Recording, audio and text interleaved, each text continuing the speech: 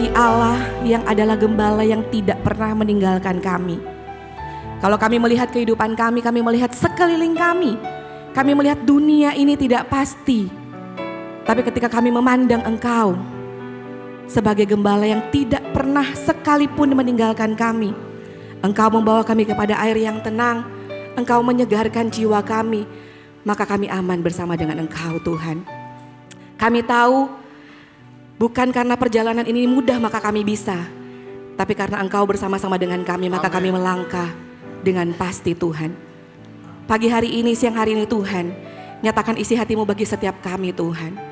Nyatakan pribadi-Mu biar hari ini Allah sebagai gembala Yesus boleh terlihat semakin jelas. Kami boleh mengalami Yesus yang semakin nyata Tuhan. Dan kami yang datang hari ini, pada saat nanti kami pulang, kami diteguhkan. Iman kami kembali dikuatkan. Dan kami memperoleh kekuatan yang baru yang berasal daripada Roh Kudus. Hamba-Mu berdoa Tuhan, buat hamba-Mu yang Kau utus hari ini untuk menyampaikan firman-Mu Tuhan. Sesungguhnya hamba-Mu ini adalah manusia biasa yang tidak layak Tuhan. Tetapi terima kasih kepada salib Kristus yang telah menebus, yang telah menyucikan, yang telah melayakkan. Sehingga hari ini ada untuk hamba-Mu boleh menyampaikan firman Tuhan. Dan biar saat-saat ke depan Tuhan, biar waktu ini Kau pakai untuk berurusan pribadi dengan setiap hati kami, dengan setiap pikiran kami Tuhan. Terima kasih Bapa, di dalam nama Tuhan Yesus Kristus kami berdoa. Haleluya. Amin. Silakan duduk untuk para pelayan Tuhan, pemain musik dan worship leader dan singer, saudara-saudara. Shalom semuanya, selamat pagi. Saya pertama-tama bersyukur untuk kepercayaan ya, untuk waktu nama saya disodorkan. Puji Tuhan, terima kasih para pemimpin di sini tidak coret gitu. Hah? Nancy? Enggak. Saya bersyukur untuk Bapak Daniel Handi, untuk para pemimpin yang ada di sini deh. Malah saya bersyukur saya datang ke sini, saya bukan cuma merasa saya dipercaya, tapi saya sangat bersyukur karena saya disambut. Tempat ini bukan tempat yang asing karena orang-orang yang ada di sini itu adalah orang-orang ex Rock Marina, living legendnya Rock Surabaya itu ada di sini semua. Makanya tempat ini sangat familiar gitu bagi saya. Saya dulu sering makan di rumahnya Tante Esther Suandika. Saya siang-siang sering main di rumahnya Cemberry. Aduh, dan banyak sekali lah kenangan-kenangan yang saya dapat saya lalui ya melalui orang-orang yang ada di sini. Tapi mungkin meskipun saya mengenal beberapa dari saudara, tapi mungkin ada beberapa juga yang tidak mengenal, masih asing. Ini siapa yang lagi berbicara ke depan? Ini kayaknya kurang gak kenal gitu. Oke, baik. Nama saya adalah Nancy Piri, saya ini asli Manado. Jadi saya di Surabaya adalah perantauan. Tahun ini adalah tahun ke-20 saya di Surabaya dan tahun ke-19 saya ada di Rock Surabaya. Jadi kita ini adalah keluarga, saya berjemaat di Rock Royal dan melayani dan telah memberi diri untuk menjadi full time dari tahun 2019 di Rock Young Adult Surabaya. Saya masih belum berkeluarga, tapi belum berkeluarga. Kemudian usia saya 40 tahun, ya 40. Kok Bapak Ibu kayak gak percaya gitu, 40? Kayak masih muda ya. Kayak tampang-tampang Bapak Ibu ini kayak enggak mungkin, ini enggak mungkin 40. Ini masih muda, ini pasti 39. Nah itu kan, iya tahu saya, iya. Boleh lah 40 sama 39 ya, oke lah. Oke, Bapak Ibu Saudara, karena ini adalah minggu pertama di bulan Mei. Sehingga setiap bulan Rock International Ministry ini punya satu tema-tema khusus. Dan tema di bulan ini, di bulan Mei adalah Shepherding in Truth. Menggembalakan di dalam kebenaran, dan ayat yang diambil, ayat yang menjadi acuan. Jadi kalau saudara berjemaat di Rock International Ministry minggu ini, mau itu di Rock Merauke, mau itu di Rock Los Angeles misalnya, mau itu di Rock di Norwegia misalnya, maupun Rock yang ada di Tulung Agung gitu, kita akan ngomongin hal yang sama. Shepherding in Truth, menggembalakan dalam kebenaran, yang diambil dari Yeskiel 34 ayat 16. Di situ ayatnya sudah saya cantumkan, ayatnya berkata demikian. Yang hilang akan kucari, yang tersesat akan kubawa pulang, yang luka akan kubalut, yang sakit akan kukuatkan, serta yang gemuk dan yang kuat akan kulindungi. Aku akan menggembalakan.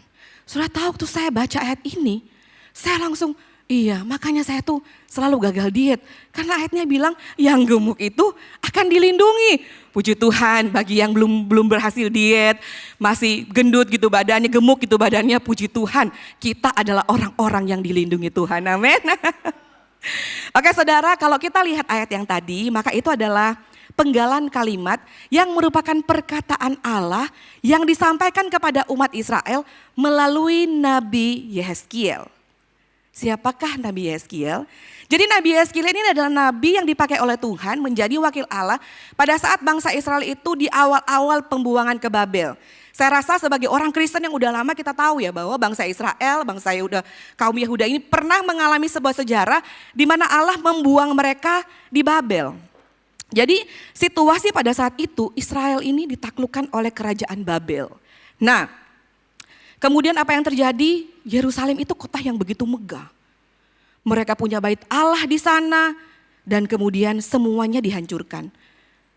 Yerusalem merupakan kebanggaan, bait Allah merupakan kebanggaan mereka dan semuanya hancur. Tembok kota Yerusalem runtuh, bait Allah dibakar, banyak orang mengalami kelaparan dan sebagian orang ditawan ke Babel. Saudara, ini benar-benar mimpi buruk. Kenapa ini mimpi buruk?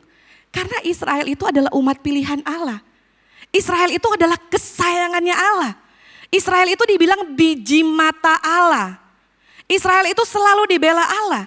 Tetapi ternyata pada saat di Yehezkiel ini, pada saat pembuangan di Babel, kita tahu mereka bangsa yang begitu kuat. Tetapi mereka hancur. Mereka hancur. Mereka tertawan, mereka mesti meninggalkan tanahnya dan menjadi orang asing di tanah orang lain. Mereka kehilangan identitas, mereka kehilangan kepemilikan dan mereka betul-betul hancur. Itulah kondisi yang terjadi pada saat di bangsa Israel ketika Nabi Yesaya ada di sana. Dan menurut kitab Yehezkiel, utamanya di pasal 34 kalau saudara baca nanti di rumah, kenapa Israel sampai ditawan? Kenapa Yerusalem sampai hancur? Ternyata salah satu akibatnya adalah karena kegagalan para pemimpin-pemimpin memimpin bangsa itu. Mereka gagal memimpin bangsa Israel. Para pemimpin-pemimpin itu raja-raja, imam-imam. Kalau kita baca sepanjang sejarah, mereka tuh banyak sekali mengalami kegagalan. Mereka gagal menuntun memimpin umat Allah, yaitu domba-domba Allah Israel ini untuk hidup dalam kebenaran dan hidup dalam ketaatan. Jadi karena kegagalan mereka dalam memimpin, sehingga Allah pada akhirnya menghukum mereka. Kalau saudara baca di pasal-pasal awal, dibilang apa sih yang dilakukan oleh para pemimpin-pemimpin Israel yang disebut sebagai gembala-gembala Israel? Mereka hanya memimpin menggembalakan untuk kepentingan dirinya sendiri. Mereka bahkan menginjak-injak, mereka melakukan kekerasan kepada umat Allah dengan sangat kejam. Sehingga yang terjadi adalah Israel tercerai-berai seperti tidak ada gembala.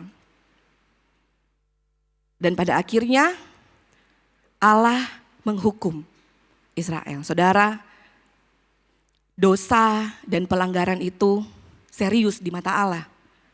Dosa dan pelanggaran dan ketidaktaatan itu membawa konsekuensi, yaitu hukuman. Allah sendiri yang menghukum umat pilihannya. Dan kalau saudara nanti pulang, saudara punya waktu, saudara ambil waktu, saudara baca full pasal ini. Dikatakan bahwa Allah menyebut pemimpin-pemimpin Israel dengan kata gembala, gembala Israel. Jadi sebetulnya ketika Allah bilang, waktu saya lagi renungkan ini, ketika Allah lagi bilang tentang gembala-gembala, bukan pemimpin-pemimpin, Allah itu lagi bicara bukan lagi hanya sekedar sebuah posisi atau jabatan tertentu, tetapi Allah ini sementara menyoroti fungsi daripada kepemimpinan. Gembala itu bukan orang yang hanya berjalan di depan dan memberikan arahan saja. Karena gembala itu kalau kita baca kualifikasinya yang tadi. Gembala itu orang yang menuntun. Saudara nonton kartun David? Belum nonton ya? Itu kartun bagus banget. Daud adalah gembala domba-domba. Saudara kalau mau melihat gembala, figur gembala, fungsi gembala, saudara nonton itu deh.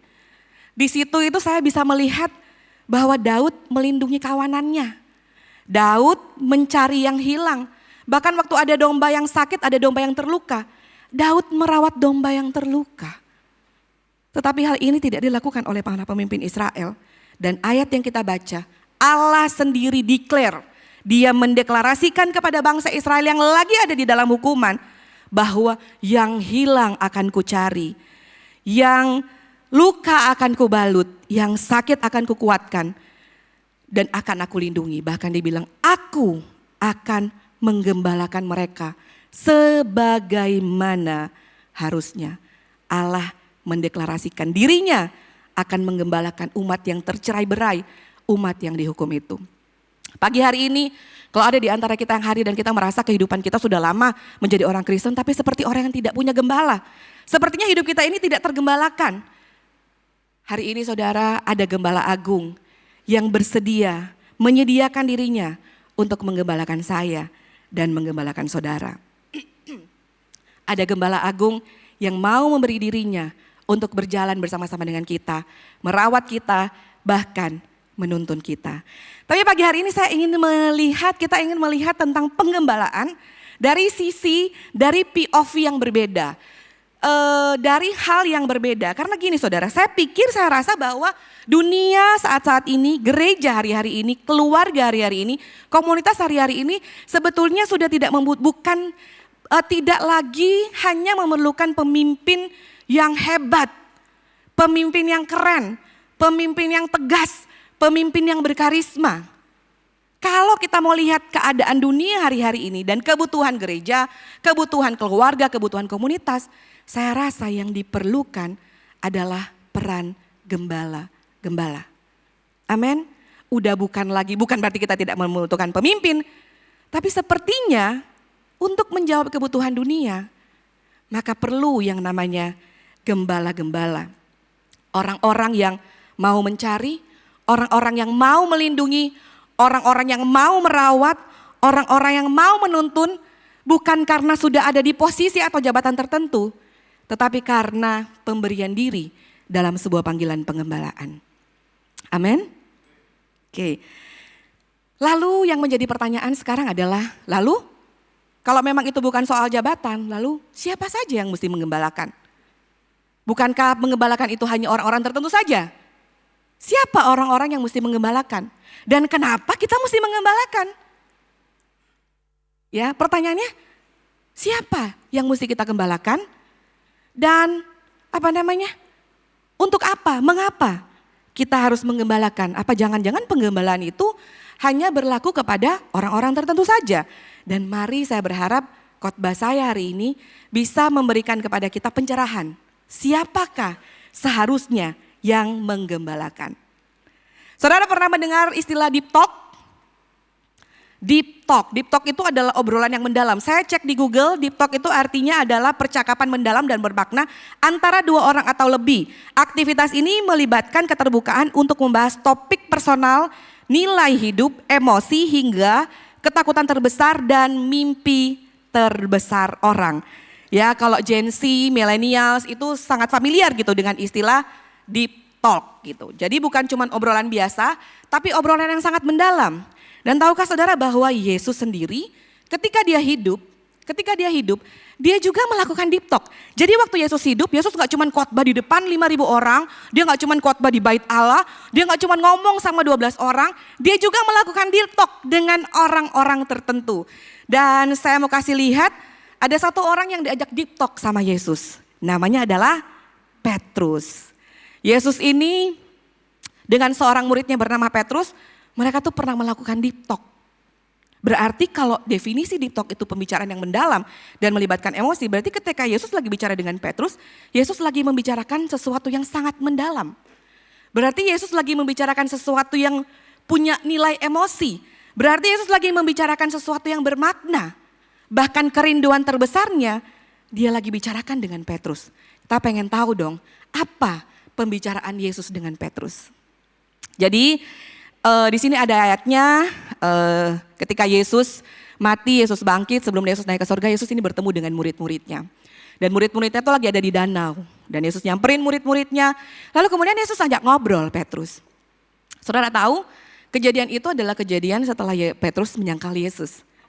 Tapi waktu Yesus ajak ngomong Petrus, apa yang Yesus bilang? Yesus nggak bilang gini loh, Petrus siapa? Rasanya kamu menyesal nggak pernah menyangkal aku? Kan cuman berdua, bisa dong Yesus ngomong gitu? Kapan lagi gitu Yesus ngomong gitu? Yesus perlu tahu, kenapa kamu menyangkal aku? Tapi apa yang Yesus sampaikan waktu mereka lagi deep talk? Yesus tanya, Petrus, apakah kamu mengasihi aku? Pertanyaan yang sama diajukan 3 kali. Dan ketika Petrus bilang, ya aku mengasihimu. Apa yang disampaikan oleh Yesus? Di paling bawah ini, paling bawah banget ini, ada lampunya enggak ya ini ya? Ya paling bawah ini adalah Yesus bilang, gembalakanlah domba-dombaku. Jadi ternyata Yesus cuman bilang, gembalakanlah domba-dombaku. Hari ini kalau Yesus lagi ajak saudara deep talk, Yesus ngajak nih saudara ngopi untuk deep talk. Kira-kira apa yang Yesus mau sampaikan buat saudara? Apakah Yesus lagi bilang, waduh kamu nih sudah ikut Tuhan lama tapi kok pertumbuhan rohanimu stuck ya. Ayo kembangkan dong, karunia rohanimu teruskan dong. Ayo, saya rasa enggak. Kalau Yesus lagi ajak kita deep talk, saya rasa Yesus akan ngomongin hal yang sama. Seperti yang dia sampaikan kepada Petrus, gembalakanlah domba-dombaku. Gembalakanlah domba-dombaku. Saudara ingat baik ya, pembicaraan ini kan pembicaraan yang sangat mendalam dan bukan pembicaraan yang menuduh. Dan kalau Yesus tanya ke Petrus, apakah engkau mengasihi aku? Sekarang saya mau nanya kepada saudara-saudara di sini, siapa yang tidak mengasihi Allah? Ada enggak? Boleh angkat tangan enggak? Oh saya benci Allah, enggak. Saya enggak mengasihi Allah. Ada boleh angkat tangan, enggak apa-apa. Enggak ada angkat tangan ya, berarti saya asumsikan menurut keyakinan saya bahwa semua yang ada di sini pasti mengasihi Allah.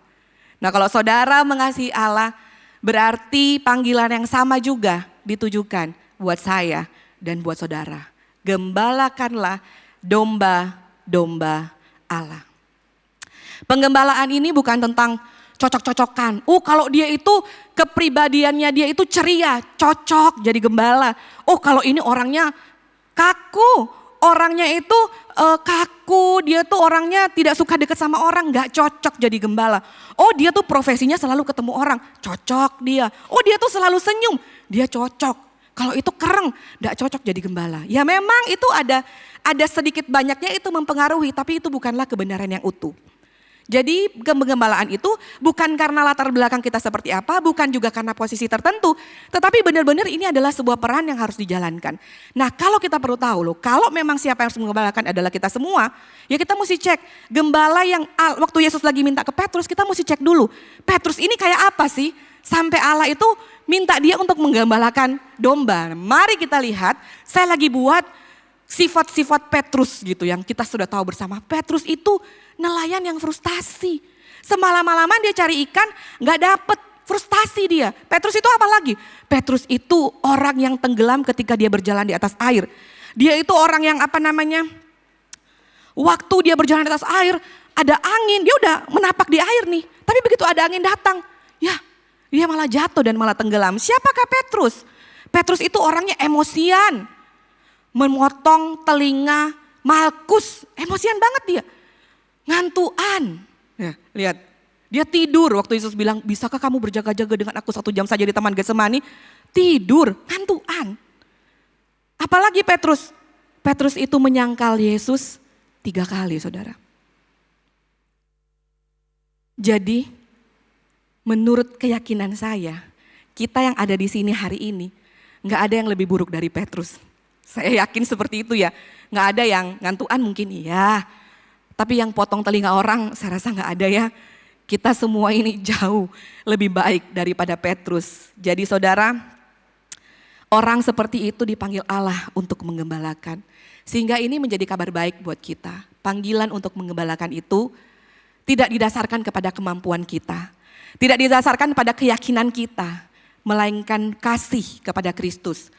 Kasih inilah yang pada akhirnya membuat kita sanggup untuk menerima pelayanan panggilan ini. Amin. Amin. Jadi saudara, panggilan ini bukan dimulai dari siapa saya, tetapi dimulai dari kasih saya kepada Kristus kasih saya kepada Allah. Kalau tadi saudara nggak angkat tangan, udah dicatat sama malaikat, nggak ada yang angkat tangan benci Tuhan, berarti semua mengasihi Tuhan. Maka apapun latar belakang kita, panggilan yang sama ditujukan bagi saya dan bagi saudara. Saudara, pengembalaan itu bukan posisi tertentu seperti saya yang bilang. Ini bukan cuma tugas Pak Handi, Bapak Daniel Handi gitu. Menggembalakan sebagian banyak sekali orang. Ini bukan tugasnya Kak Bagus gitu. Atau pemimpin-pemimpin yang ada di sini, gembala-gembala komsel yang ada di sini, koordinator ministry atau apapun sebutannya. Ini bukan lagi soal jabatan-jabatan. Dan kita bersyukur tapi saudara-saudara untuk kehadiran mereka. Kita bersyukur untuk para gembala komsel, kita bersyukur untuk para koordinator, kita bersyukur untuk para pelayan Tuhan, kita bersyukur untuk gembala, bahkan kita bersyukur untuk gembala satelit yang ada di sini. Mereka adalah orang-orang yang pada akhirnya memberi diri. Mereka mungkin bisa memilih tidak, tetapi mereka adalah orang-orang yang memberi diri. Ketika mereka ditunjuk dan dipercaya, mereka telah menjalankan fungsi penggembalaan di dalam gereja. Oleh karena itu, patutlah kita nih apresiasi, mengucapkan terima kasih dan mendoakan mereka. Karena mungkin bisa saja mereka menolak panggilan ini. Tapi kalau hari ini mereka ada bersama-sama dengan kita. Dan masih ada di dalam panggilan pelayanan yang sama, mengembalakan di Rock City Church.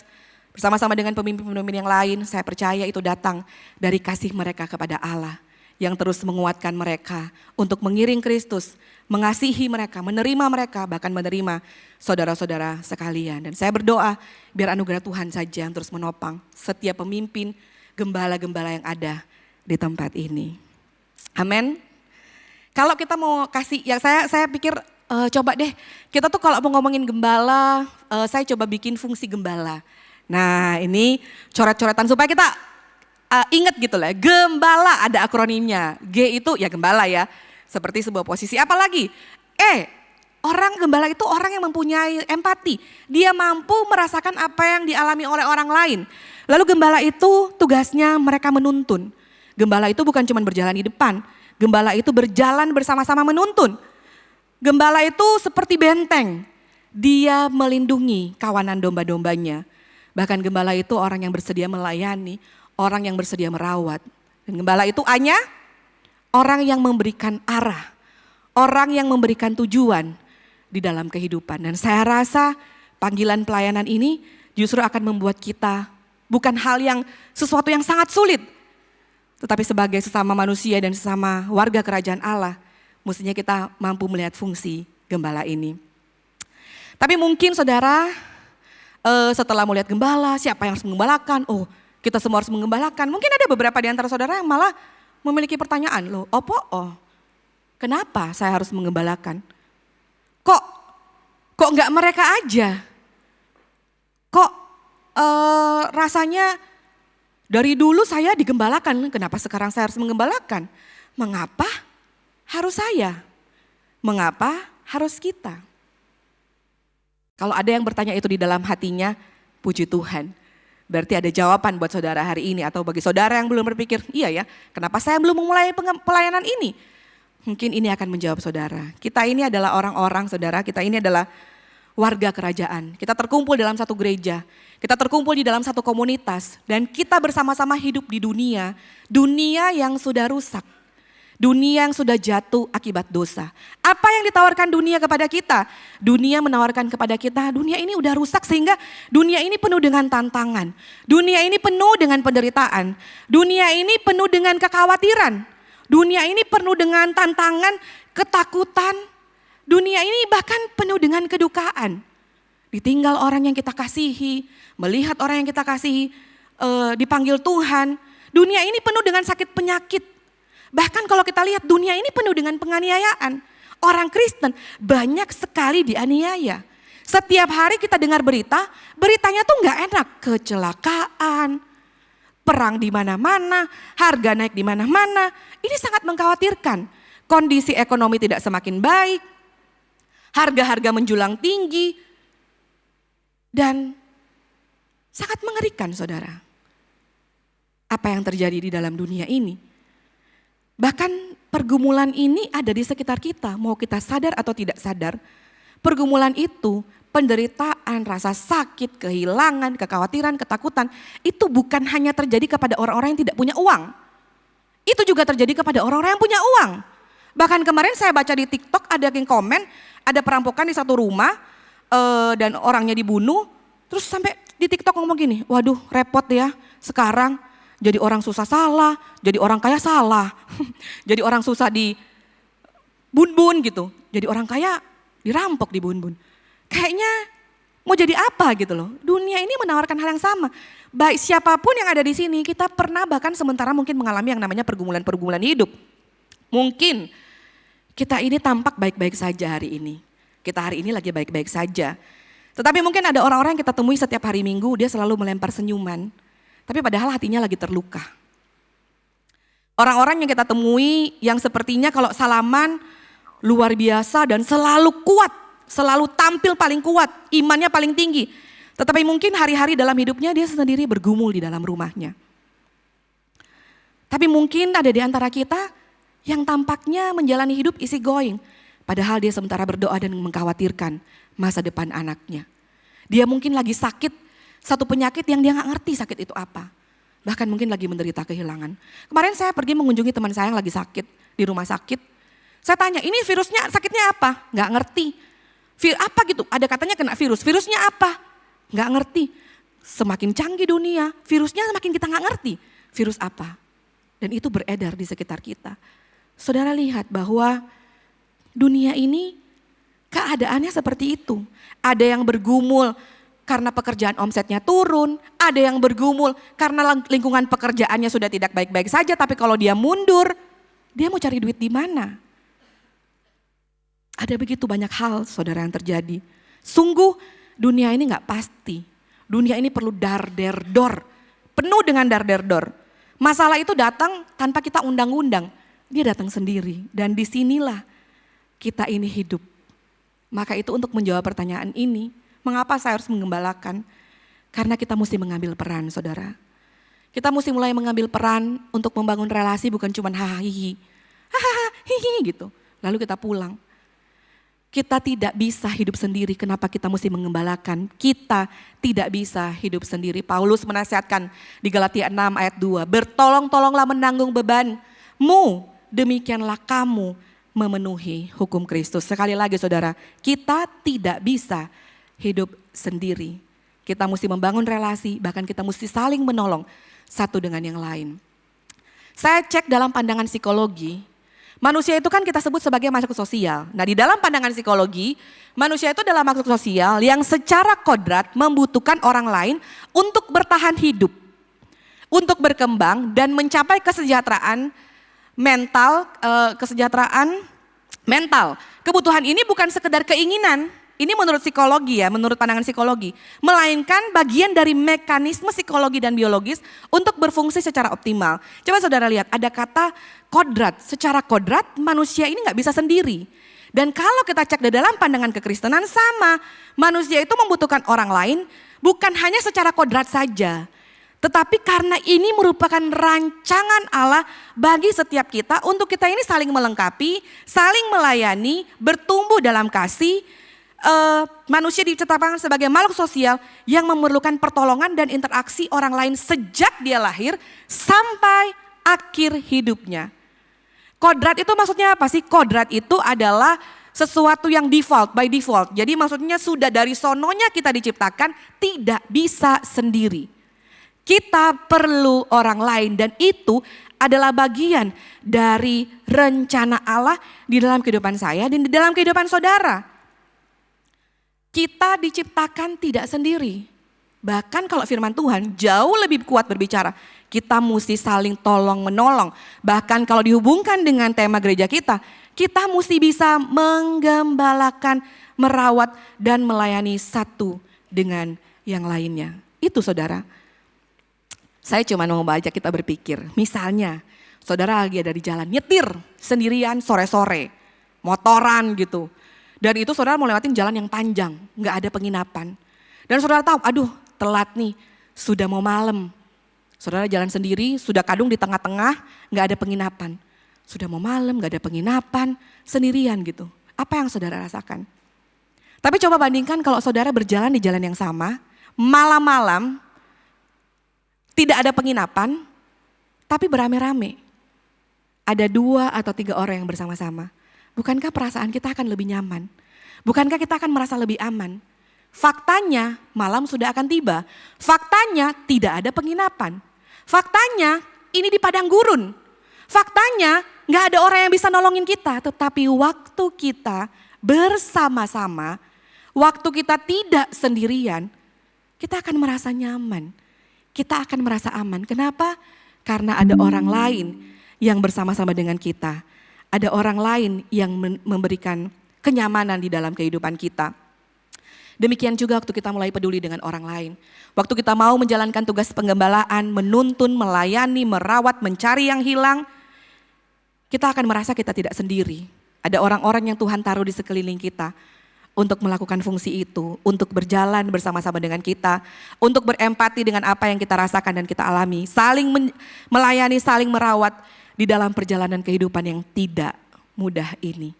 Ada orang-orang lain yang menuntun kita di dalam kebenaran untuk menjalani kehidupan di dunia yang tidak mudah ini. Saya tuh sering sekali bilang ketika saya khotbah bahwa salah satu bukti pemeliharaan Tuhan dalam kehidupan saya adalah lewat orang-orang yang Tuhan tempatkan di sekeliling saya. Saya bersyukur ada orang-orang baik di sekeliling saya. Saya bersyukur ada orang-orang yang secara posisi gembala, secara posisi pemimpin menuntun hidup saya, bahkan secara fungsi. Mereka seperti gembala yang merawat saya ketika saya terluka. Saya sangat mensyukuri hal itu. Dan waktu saya lagi susun khotbah ini saya jadi ingat. 2007 bulan Februari saya gabung di My Rock, di Rock Surabaya. Saudara, saya bisa ada di gereja Rock itu karena Ari Wibowo. Saudara tahu Ari Wibowo? Artis loh yang ganteng gitu loh. Aduh, Ari Wibowo ya, Ari Wibowo menjangkau saya untuk ada di Rock. Saya pasti, saudara apa sama Ari Wibowo? Enggak. Jadi waktu saya ada di Surabaya, om dan tante saya ngeliat di billboard. Ari Wibowo di Rock Menora. Dia bilang, Nancy ada Ari Wibowo di Rock Menora. Kamu mau gak? Di mana itu? Jauh, nanti kita jemput. Bagus. Saya kan gadis daerah ya, dari Manado ya. Jadi kalau mau lihat artis, saya akan banggakan ke orang tua saya. Saya ketemu Ari Wibowo. Saya bilang gitu. Lalu pada akhirnya saya datanglah ke Rock Menora. Dan waktu saya di Rock Menora, saya itu mendengar pengumuman. Akan ada ibadah youth di Plaza Marina hari Sabtu jam 5 sore. Tante saya bilang, itu deket rumah kita. Kamu ke situ aja.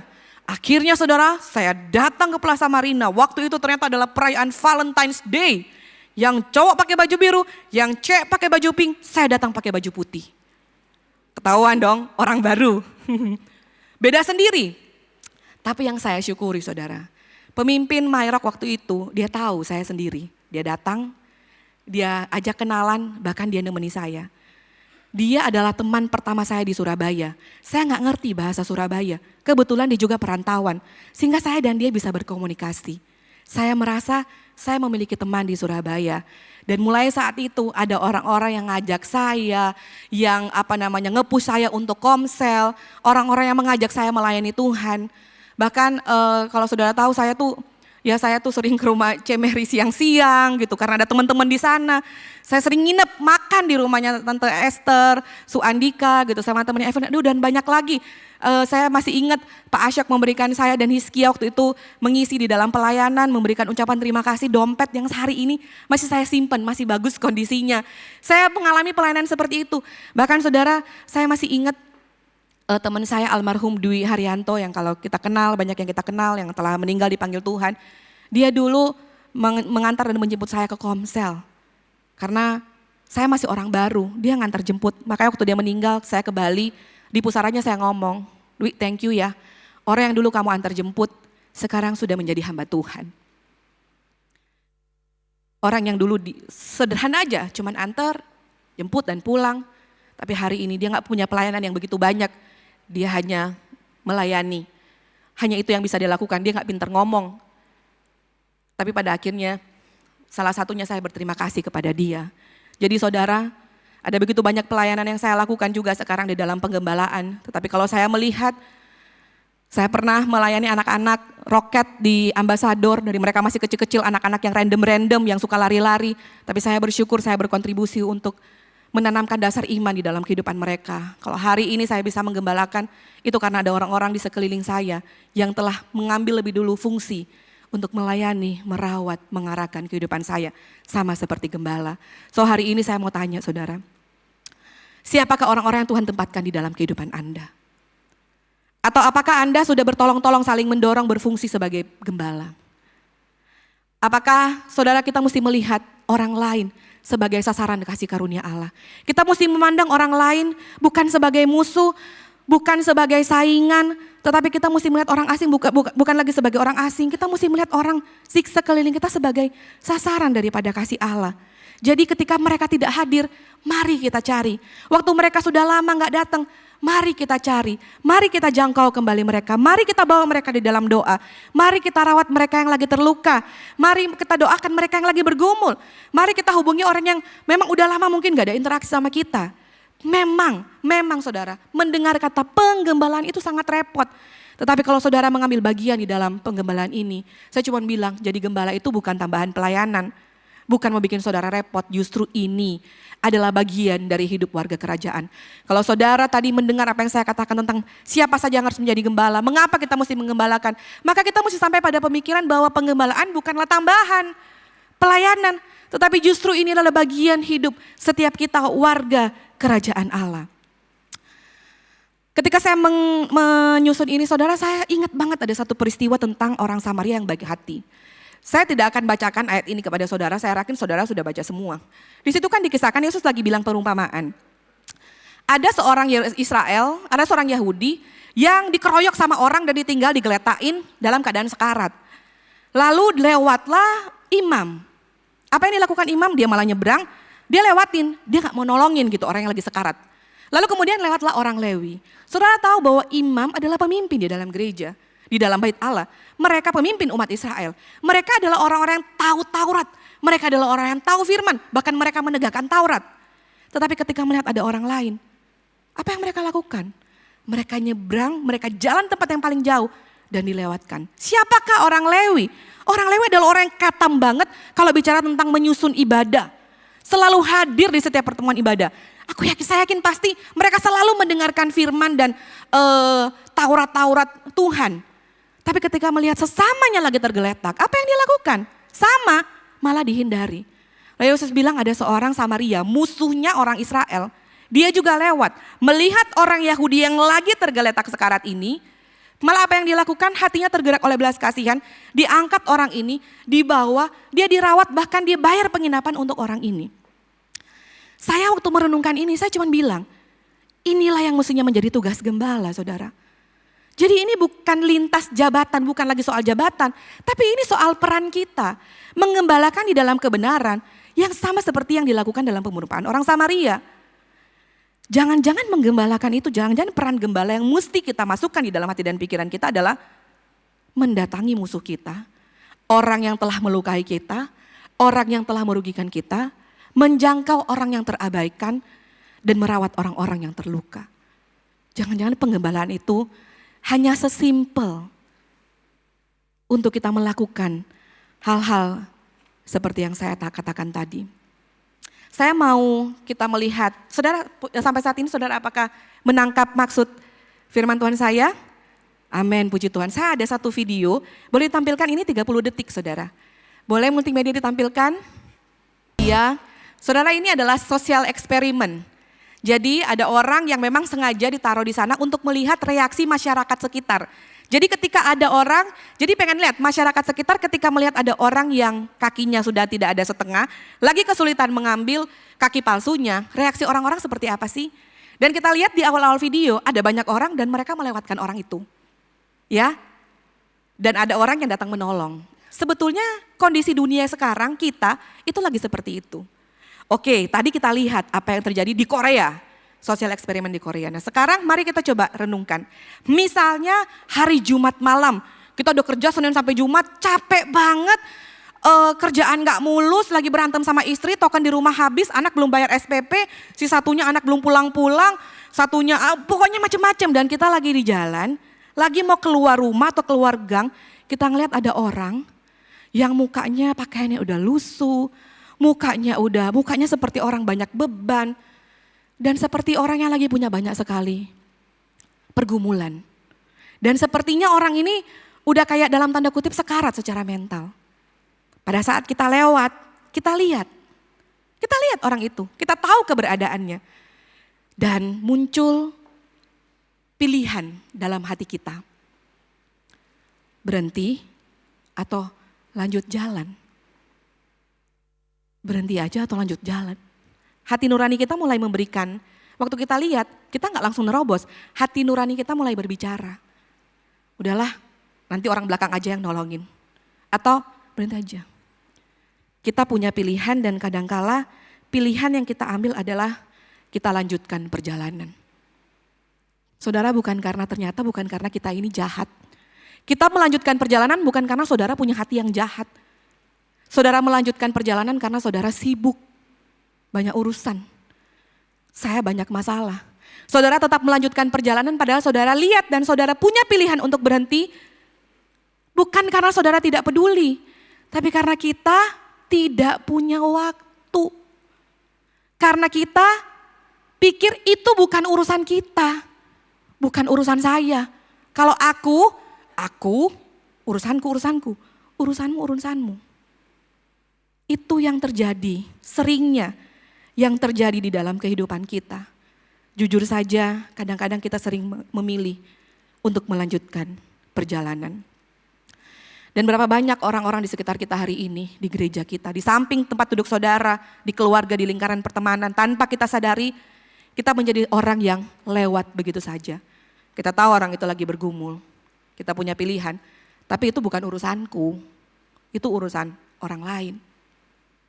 Aku gak bisa layanin, bukan karena aku jahat, aku gak ada waktu, aku sibuk. Mungkin saja ada orang-orang yang mana mereka terluka secara hati, dan tidak ada yang mau berhenti, tidak ada yang mau mencari, tidak ada yang mau membalut, tidak ada yang mau memperhatikan. Mungkin mereka lagi tersenyum tapi sebetulnya mereka lagi terluka. Mungkin mereka lagi aktif tapi mungkin mereka lagi terluka. Saudaraku, dunia saat ini, gereja, keluarga, rasanya sudah tidak membutuhkan, bukan tidak ya. Sepertinya dunia yang seperti ini udah gak butuh pembicara yang jauh lebih bagus. Udahlah, pembicara yang bagus seperti Pak Handi udah gak perlu sampai canggih-canggih. Dunia udah gak butuh khotbah-khotbah yang lebih banyak, yang lebih bagus. Dunia tuh justru butuh orang-orang yang mau berhenti, orang-orang yang mau peduli, dan orang-orang yang mau memperhatikan. Keluarga Anda, gereja ini, komunitas ini sudah gak lagi hanya membutuhkan khotbah yang bagus, tetapi lebih banyak orang-orang yang mau berhenti, mau peduli, dan mau bertindak. Dan saya dan Anda, kita dipanggil untuk menjadi gembala yang seperti itu. Saya mengutip apa yang disampaikan, saya mengutip apa yang ditulis di silabus pembicara, mungkin disusun sama Pak Handi ya. Yesus tidak mengubah dunia hanya dengan satu aksi dramatis. Yesus berhenti untuk satu orang sakit. Yesus berhenti untuk satu wanita di sumur. Yesus berhenti untuk satu orang pemungut cukai. Siang ini saya gak bisa bicara tentang aplikasi. Saya mungkin gak bicara tentang aplikasi bagaimana. Tetapi siang ini saya hanya memberikan kepada saudara dorongan. Sebagai untuk kita memulai pengembalaan. Yang belum mulai, let's start. Yang sementara menjalankan, stay strong saudara. Bagi yang mau mulai, mulailah memberi diri. Mulailah membangun relasi. Dan mulailah merawat hati. Dan untuk saudara-saudara yang ada di tempat ini, para gembala, gembala komsel, koordinator, apapun posisi dan peran saudara, saya juga sebagai orang yang mengembalakan, saya juga sebagai seorang full timer, saya juga cuma mau bilang bahwa we are on the right track. By the grace of God kita mampu melakukan pelayanan penggembalaan. Saya mau mengutip nasihat saya untuk semua yang lagi melakukan pelayanan penggembalaan di tempat ini. Nasihat saya seperti yang ditulis sama Paulus kepada orang-orang di Roma. Bersukacitalah karena kita yakin bahwa harapan sebagai pengikut Yesus pasti terwujud. Saat menghadapi kesusahan, berdirilah teguh dan dalam keadaan apapun tetaplah berdoa. Pemain musik saya minta untuk boleh maju dan mengiringi saya. Untuk semua yang lagi ada di dalam pengembalaan, untuk saudara yang mau mulai untuk melakukan fungsi pengembalaan, untuk mengembalakan dengan benar, dimulai dengan ini saja dulu. Bersukacitalah saudara. Buat saudara yang lagi lelah, lagi burn out, saudara mungkin berpikir bahwa orang yang saya layani itu susah. Atau saudara yang selalu suka mencari gembala yang suka memvalidasi. Sementara gembala juga akan memberikan arahan. Dan selalu ada crash di mana-mana, saya cuma mau bilang capek. Tapi ini bukan tambahan pelayanan. Boleh ditampilkan lagi slide-nya? Boleh ditampilkan lagi ya. Bersukacitalah ketika kita melakukannya. Karena kita akan ada harapan sebagai pengikut Yesus. Di dalam menghadapi kesusahan, berdirilah teguh. Dan dalam keadaan apapun, bersukacitalah. Saudara, siang ini mari sama-sama kita mengiring Yesus sebagai Gembala Agung. Sambil menggiring domba-domba yang Tuhan percayakan. Mengiring Yesus, menggiring domba-domba. Di sisa menit-menit terakhir saya cuma bilang kalau ada di antara kita, waktu saya lagi bicara, memberikan dorongan untuk panggilan pelayanan pengembalaan. Tapi saudara bilang bahwa sebagai warga kerajaan kita yang ada di sini, kita mungkin lagi bilang bahwa kitalah orang-orang yang sebetulnya perlu ditolong. Kalau kita mau jujur di hadapan Tuhan hari ini, seringkali bukan kita yang jadi gembalanya. Justru kita yang ada di sini, kita tahu kitalah dombanya. Kitalah orang-orang yang tersesat. Kitalah orang-orang yang pura-pura kuat padahal kita lagi terluka. Kitalah orang-orang yang selalu tersenyum padahal kita lagi menangis dalam hati. Kita orang yang ada di gereja dengan penuh sukacita melayani tetapi kita pulang dengan membawa beban yang berat. Kitalah domba-domba yang tersesat itu. Kitalah orang yang jatuh, bangun ke dalam dosa yang sama. Kitalah orang yang sudah mengerti kebenaran, tapi selalu jatuh di dosa yang sama. Kitalah yang menyimpan kepahitan, luka dan tidak mampu kita selesaikan. Sekali lagi kita jatuh ke dalam dosa berkali-kali, tetapi sungguh ada kabar baik buat kita semua, saudara. Apa yang dikatakan Allah dalam Yeskiel 34, yang hilang akan kucari, yang luka akan kubalut. Ini bukan cuma sekedar kata-kata, tetapi ini digenapi melalui pribadi Yesus. Yesus Kristus, boleh saya tampilkan PPT-nya? Yesus Kristus datang ke dunia, dia datang bukan sebagai pemimpin yang hanya membawa pengaruh saja, tetapi dia datang sebagai gembala. Boleh dikembalikan ke slide saya. Yohanes pasal 10 ayat yang ke-11 berkata, akulah gembala yang baik. Gembala yang baik akan memberikan nyawanya bagi domba-dombanya. Saudara, Yesus tidak hanya mencari kita, tetapi Yesus mati bagi kita. Yesus mati bagi pelanggaran kita. Bagaimana mungkin orang yang tidak taat dan berdosa seperti kita ini, yang kita seharusnya hidup dalam hukuman karena konsekuensi dosa dan ketidaktaatan. Mestinya kita ini jatuh dalam hukuman Allah. Tetapi justru hukuman kematian Allah itu, justru hukuman kematian diambil oleh Yesus. Supaya kita yang harusnya mati digantikan oleh pribadinya dia. Dia mengganti, supaya apa sih saudara? Dia mati membayar, Yesus membayar kematiannya bagi kita domba-dombanya. Supaya kita menjadi miliknya. Supaya kita tidak tersesat dan dibawa pulang di atas kayu salib. Sang gembala memilih mati. Supaya domba-domba yang terhilang kayak kita ini bisa kembali pulang. Bisa dirawat. Bisa dilindungi. Dan mendapatkan kehidupan yang kekal. So saudara, terakhir dari saya. Ketika dunia ini perlu penggembalaan, marilah kita orang-orang yang terbus oleh Yesus Kristus mengambil bagian to shepherding in truth, mengembalakan dalam kebenaran. Kita mengikut Yesus, kita mengiring Yesus sambil menggiring domba. Tuhan Yesus memberkati. Saya mau mengajak saudara untuk sekali